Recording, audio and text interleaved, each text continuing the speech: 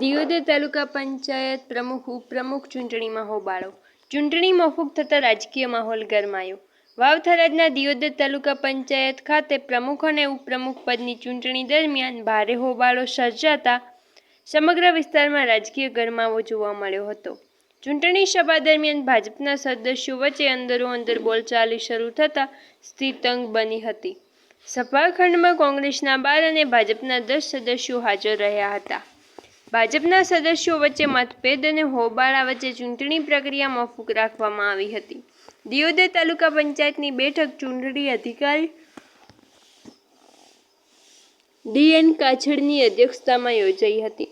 ચૂંટણી મુલતવી રાખવાના નિર્ણય બાદ તાલુકા પંચાયત કચેરી બહારના કોંગ્રેસના કાર્યકરો ભારે રોષે ભરાયા હતા અને વિરોધ પ્રદર્શન શરૂ કર્યું હતું. આ દરમિયાન બનાસકાંઠાના સાંસદ જ્ઞાનીબેન ઠાકોર, વાવ-થરાદ જિલ્લાના કોંગ્રેસ પ્રમુખ ગુલાબસિંહ તેમજ પૂર્વ ધારાસભ્ય શિવાભાઈ ભુરિયા સહિત કોંગ્રેસના આગેવાનો તાલુકા પંચાયત કચેરીએ પહોંચ્યા હતા. ચૂંટણી અધિકારી અને કોંગ્રેસના આગેવાનો વચ્ચે બેઠક શરૂ કરવામાં આવી હતી.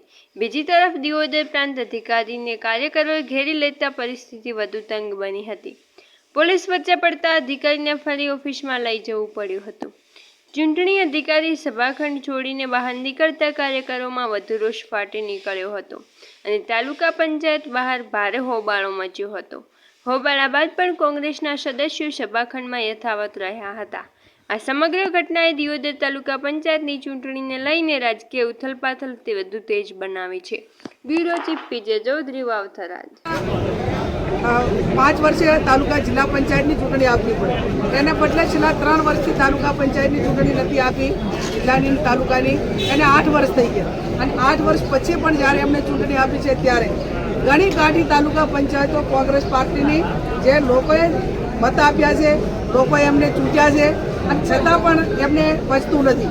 ત્યારે ભૂતકાળની અંદર કોંગ્રેસની સરકારો હતી, બીજી સરકારો હશે, પણ ક્યારેય બહુમતી આવેલા સભ્યોને કે બહુમતી જે પાર્ટીને મળી હોય એને આ રીતે લોકશાહીનું હનન કે લોકશાહીનું હત્યા કરવા માટેનું કામ એ ભૂતકાળમાં કોઈ સરકારોએ કોંગ્રેસને નથી કર્યું. ત્યારે આ લોકો સામદમ દંડ ભેદને અધિકારીઓ, પોલીસ તંત્ર અને પ્રાંત અધિકારીઓ કે ચૂંટણી અધિકારીઓ હોય એમને પણ તટસ્થ રહેવા દીધા નથી. એ આવનાર સમયની અંદર સમગ્ર દેશની અંદર આ લોકશાહી ખતમ કરવા માટેનું અને બંધારણને ખતમ કરવા માટેનું કામ એ આ ભારતીય જનતા પાર્ટી કરી રહી છે. હર કિસ કોંગ્રેસ પાર્ટી એ અંગ્રેજો ગોરો સામે લડી હતી અને આજે આવા ચોરો સામે લડશે, અડીખમ રીતે લડશે અને તાલુકા પંચાયતની ચૂંટણી જ્યારે એમને આપ્યું હતી એટલે આપે પણ કોંગ્રેસની જ બનશે.